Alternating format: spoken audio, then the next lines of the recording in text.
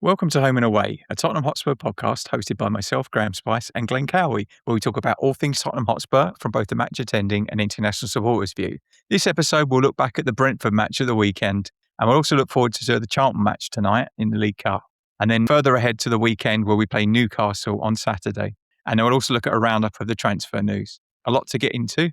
Let's get into it. Let me be the one that you turn to, someone you can rely on, closer each day, home and away. Glenn, how are you? I'm good. I feel like I will publicly apologise to you as well. We were meant to be recording this yesterday, and I felt a tad awkward in being invited out to a lovely dinner with my brother's COO in Amsterdam. So yeah, it didn't quite line up. So thanks for your patience with me as I've been travelling. In true spirit of home and away, I'm in Belgium now. I was in Amsterdam yesterday, and now I'm in Ghent. I'm going to the Anderlecht game tomorrow.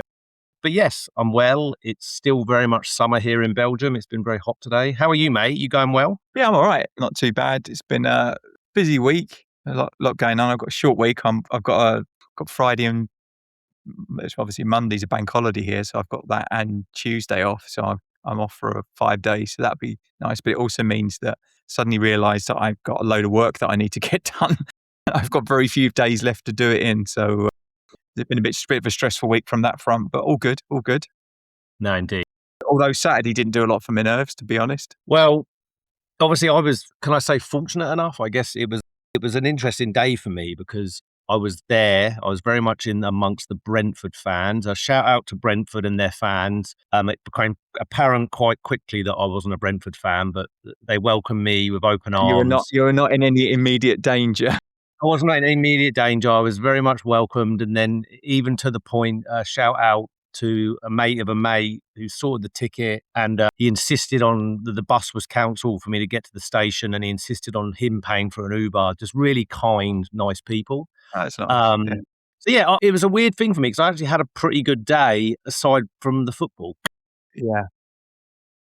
We were just, when you're at a game or maybe when you watch it on TV, after the first couple of minutes, you can just kind of tell. It just seemed that we weren't at the races at all. And we looked like a team that at the beginning of pre-season versus a well-prepared, well-drilled team in the middle of their season. The difference between the two sides was not skill of players. We just totally underprepared. We just looked really lacking. What's worrying to me, Graham, and I'll kind of jump to the end of the game. De Zerbi's comments were that they're not. Like he knew after last weekend, basically. Yeah, but it's like that's a concern to me. But then, look, credit to Brentford, they very much look like a team they're well balanced, they play together a lot, they're clearly well coached, very well drilled. But where do you sit on? Because a lot of the chatter since the beating, I'm going to call it the absolute beating, is it should have been 4-0, really. They missed a penalty. Pretty flattered us, didn't it, really? Oh, mate, absolutely it did. But where do you sit if you look at that team, like Kinsky, Gray, Van Hecke, Senesi, Robertson, Bergveld, Tonali, or Gallagher, and Richarlison? I can probably say Richarlison, Moore, and Gray at right back, and probably Bergveld and Tell would not be. Tell maybe? They're not. In 10 games' time, he didn't have a good game either, and he won't be a regular fundamental. Yeah. So in 10 games' time, I'm not sure that many of those feature. I don't even think Richarlison will be with us past the window. I think he's gone. I think there's a possibility we might move him on. I hope so. There's nothing specifically detrimental against him, but he was awful again as well. He can't hold the ball up.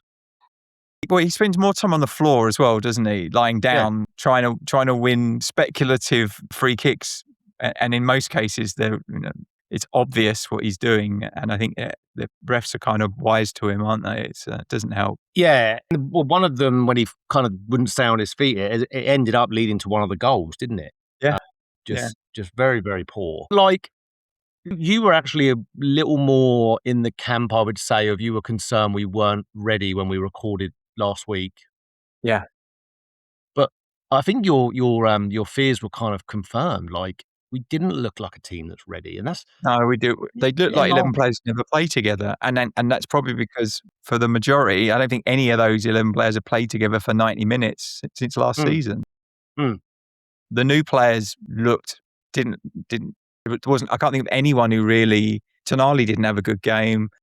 I thought of our attacking intent, Moore looked the most likely to score, and which was and even here, he fluffed his lines in front of goal on a couple of occasions. But yeah, it was really disappointing. Kinsky didn't look great. It was just all of them looked like it was like the first pre-season match of the summer rather than the first match of the Premier League season.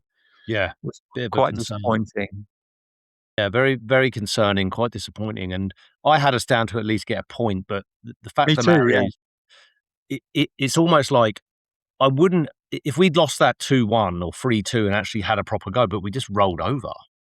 We didn't look anywhere near at what you'd expect us to be at the races for in the first competitive game. And then, of course, we're recording on the night it kicks off in, about an hour and a half. We've got Charlton.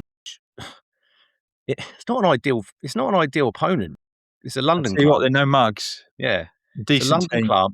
Just come off the back of beating West Ham. Was that at West Ham as well? Yeah. Yeah. So I'm a bit, I don't know. I can see us going 1-0 down and it being like the precursor to a really, really challenging season at home again. Like we've got to get this, not monkey off our back, but we've just got to get this home form under control. And I hope that we do, and I hope it starts this evening. But going back to the point I made on the Brentford game, we've got some business done, right? Savio and Marmoush. Marmoush is a loan with obligation to buy, is it? Yeah, but he's not available.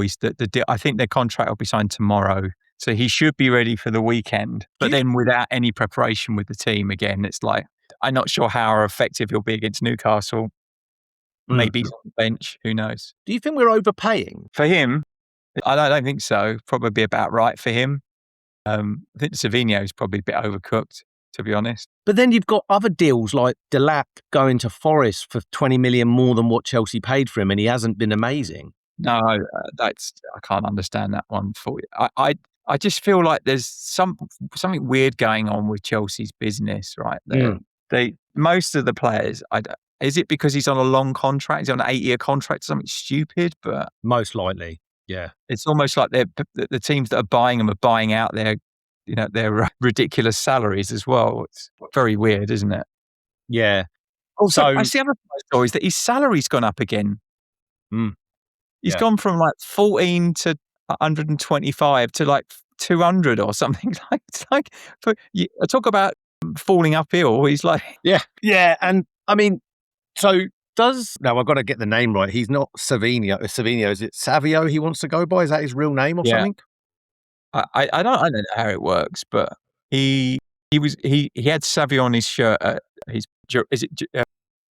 Well, it's funny. He was at Girona, and the player that actually replaced him was Brian Hill. Really? Christ. Yeah, when he left Girona. So was he was known as Savio there, was he? Yeah. Okay. Yeah. I don't know.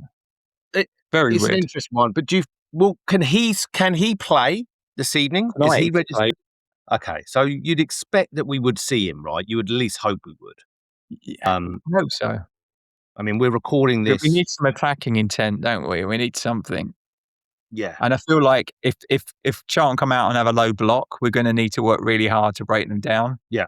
Well, the goalie for Charlton, Okanokua, I think you pronounce it that way. He's ex-Arsenal because he's the one at Wrexham and he's on loan at Charlton. Oh, okay. So I wonder what kind of greeting he will get as a Gooner. But I don't know. I always say this about the League Cup. It's a competition that I'd really like us to kind of go for, especially in the context that we don't have a lot of options this season, right? If you think about it, right, Graeme, if we lose tonight and we're out, that's kind of fucked because then we've got no other football other than Premier League until January. Yeah. Therefore, then you've got a quite inflated squad of new signings to try and integrate, and you're only playing once a week. Not enough games to get them bedded together. Yeah. It becomes a bit of a challenge for different reasons than when you have too many games. So we've got. I think we're likely to have Solanke will be back, and obviously he came on in the Brentford game, so he could start if we wanted to give him game because he had very little game time in pre-season. Porro didn't play a single minute for us in pre-season, so he hasn't played since the World Cup. So but I still think he walked straight back into the team. But this is what gets me, and people are saying this, and I don't disagree with it necessarily, but why are the likes of Rice and Saka playing then? And they're fine, seemingly. And Why also, are we, the rest of the Spain squad played on the weekend. yeah. So Why why are we the club that's saying, oh no, we're not going to, so just, why? Maybe we're scared to play players who are in the red zone or at least in the amber zone, because we've been so decimated by injuries that we're literally like wrapping them up in cotton wool a little bit.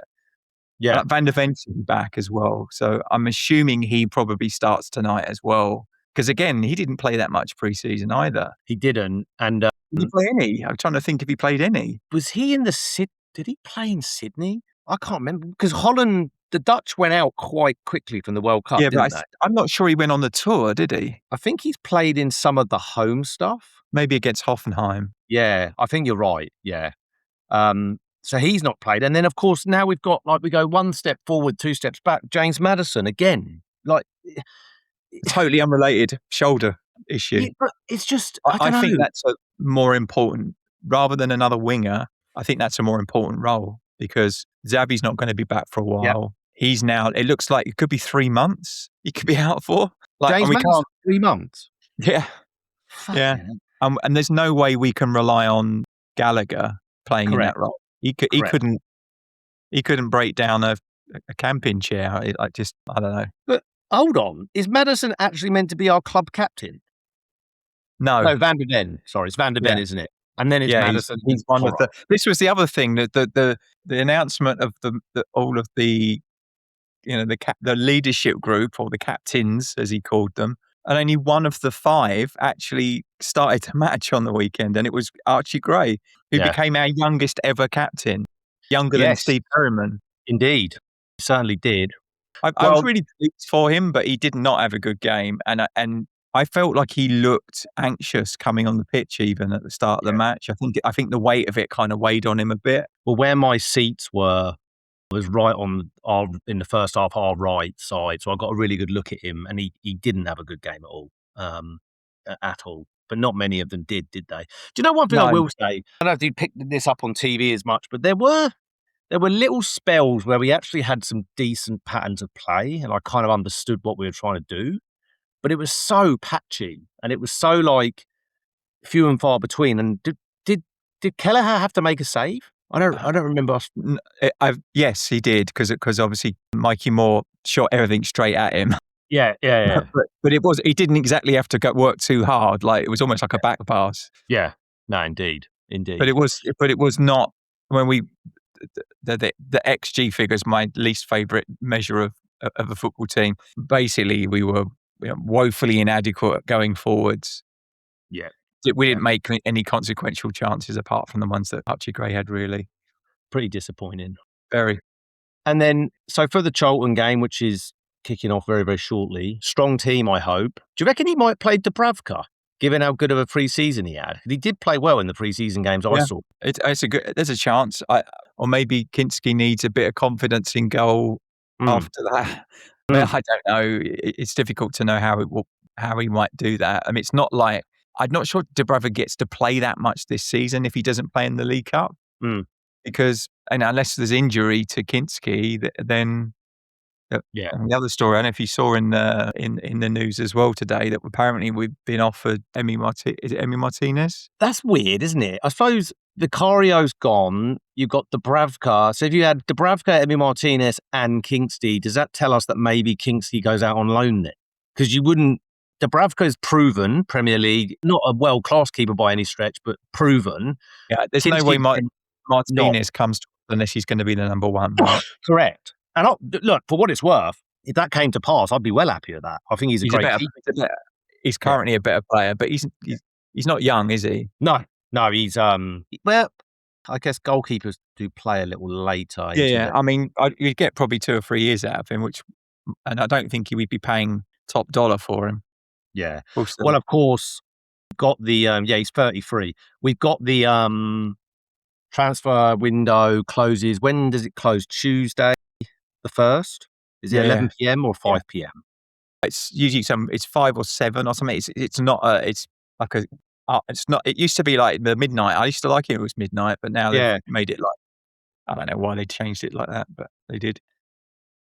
I'll be flying that whole period of time really because I leave Sunday night from England via Singapore. So I'll probably miss out on that whole. I'll just touch down in Melbourne. It's Tuesday and, you get in then. I land Tuesday morning first thing, which would be Monday. No, My Tuesday or your Tuesday? I'm confused. I'm gonna have to You look. and me both. Yeah, I better make sure I go on the right day. Lindsay will be well happy with me.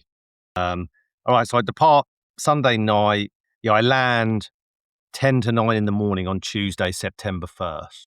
Okay, so you get back the day of the. Yeah. But that's local time, so that'll be midnight here. Yeah, you've got a good Got a chunk of it, 24 hours or something till the window closes at that point. And what, like, Marmoush is done, Savio done, and obviously all the business we've previously discussed. Do you see anybody else really coming in now? We need, as I said, I think we need a 10. We need someone.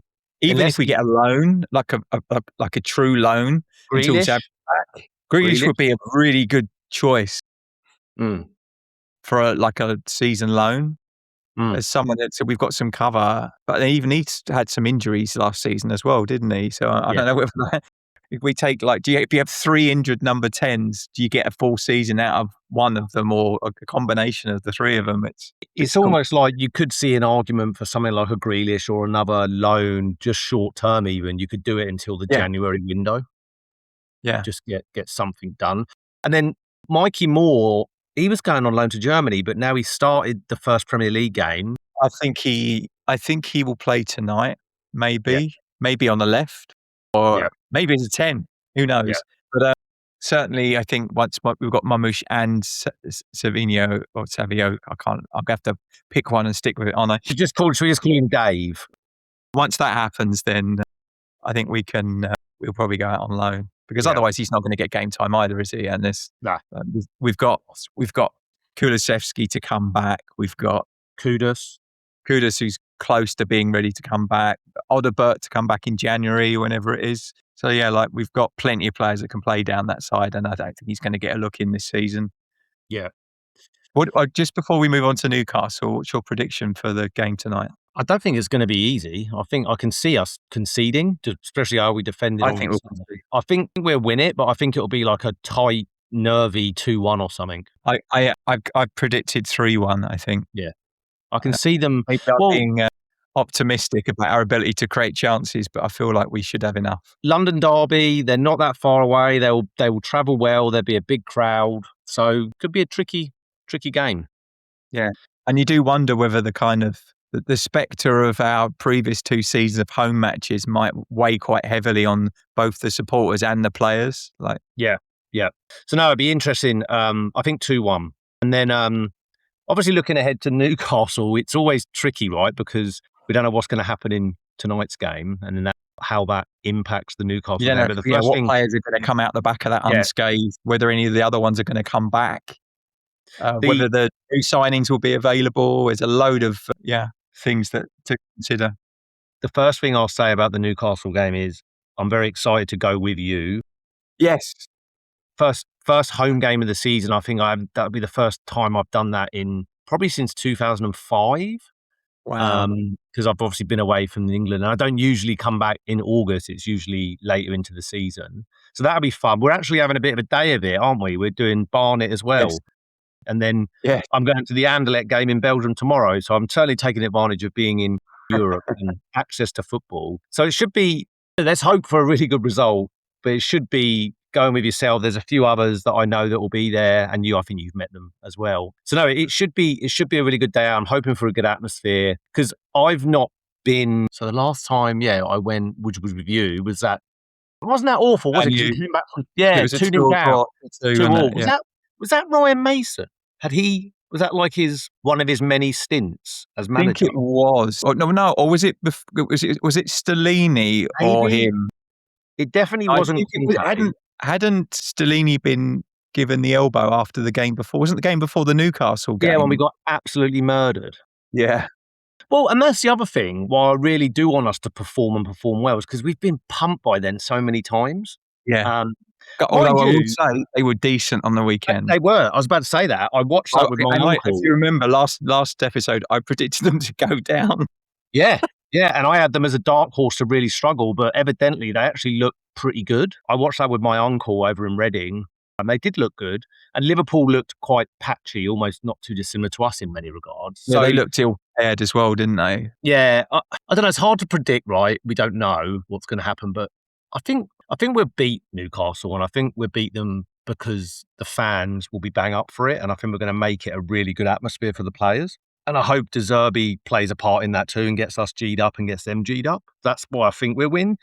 But I don't think it's going to be a thrashing or anything. I think it could be a really, really tight game. But I'm just, like I said, very much looking forward to getting there and being there in person. But you're going to put a prediction on it, mate, a score? I think until Marmoush, I was thinking a draw. I think he's got a good record against them. I think he scored against them last season on both occasions. So I'm going to go a 2-1 win. Again, I don't think you're right. I don't think it will be no runaway success, but finally start to see some green shoots of like cohesion in the team will be a good start, right? I think we need to start looking like a football team, not a collection of players. This is always the risk, isn't it?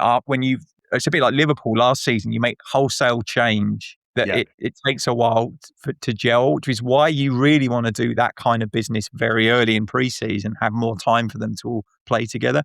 We just haven't had that luxury because all the attacking players are just showing up now. Well, this is it, isn't it? I'm going to call them our functional signings, like Senesi, Van Hecke, Tonali, Fernandes, our functional needs. They were signed fairly early, but again, the attacking ones are the ones that we want in the door now, and that hasn't really happened until. They're the ones that, in a lot of cases, we were backfilling positions in the squad, weren't we? Either squad players, like for instance, Robertson's effectively Jed Spence replacement. Senesi is Van Hecke's effectively Romero's replacement, and then you've got a spare left centre back in Senesi, and then the midfielders we just didn't have those calibre of players, I guess. And if you think that Bissouma moved on, and there'll be others. Yeah, and that's a good point. And like I said, let's hope that they have a good performance. Let's hope that we have a performance that looks like that they give a shit, because that was quite worrying. The lack of bite and energy in the Brentford game. But look,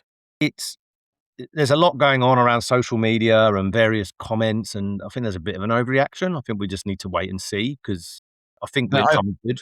Absolute wake-up call. Yeah. And I think it will dictate a lot how we go about our pre-season preparation next summer. Yeah. I don't think we'll do anything like this again. It was a really poor selection of tour to do on a World Cup summer. Very good point. Yeah. There's already a fair bit of attrition there, We should have stayed closer to home. And I love all my Australian and New Zealand supporters, obviously.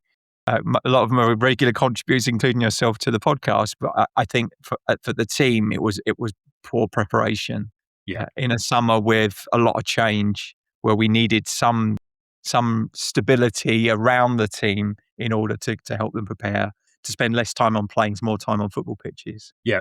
No, 100%. Couldn't agree more. Could not agree more. Well, what will your viewing experience be this evening, mate? Were you watching it at home on the couch with the dog? I will be. It's my So I confirmed my seat for Saturday today as well. So awesome. I think I'm 2 seats down from you. Perfect. I'm sure we can figure something out when we get there. We can probably work it out, where we can swap about. Because I've got a mate, I think is like 4 rows behind me. So we can probably jig things around. I'm watching it, which is, I can't remember the last time, probably was that Man United game, because he came to that. But I'm watching it with my brother. We're going to walk round to his mate's house in a minute, who's a Ghent fan. So, do you know what's a real pity? We're going to the Anderlecht game, right? But it's a real shame. Ghent were playing Hibernian last week. So I wish there was flip-flop. They won, didn't they? I think so, yeah. They're in Hibs. They're playing Hibs tomorrow in Scotland. So it's a shame it's not, because I've never been to that. That Ghent stadium looks really nice. Was it one of the ones that was rebuilt for the Euros? Yeah. It's a very, very nice stadium. And Lotto Park, Anderlecht, when I go tomorrow, I'll send you some pictures and videos. It's very much like the old White Hart Lane. It really reminds me of that, like the way it's set up. Yeah. So I didn't forget when I was in I was in Antwerp I can't remember which game it was. It might be the Euros and I remember one of the Belgian beer brands had commemorative glasses with the players on, and I nearly stole the Vertonghen and Toby Alderweireld ones, but I never. I was going to get them back in my suitcase. But Yeah. Probably, I think the beer here is Jupiler is the one. It was a Jupiler, yeah. Jupiler, yeah.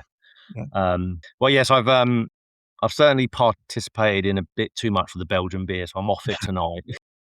I'm sure as well.